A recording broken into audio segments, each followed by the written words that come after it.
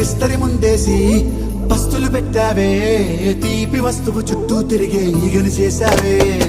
చీచీ సిగ్గలేని మొగుడు గారండోయ్ గుయ్ గుయ్ గుయ్ గుయ్ అంటూ మీదికి రాకండోయ్ వై వై వై గంపెడి పిల్లలతో ఇంటిని నింపావే సాపాదిండు సంసారాన్ని మేడెక్కించావే ఇరుగు పొరుగు ముందు సరసాలు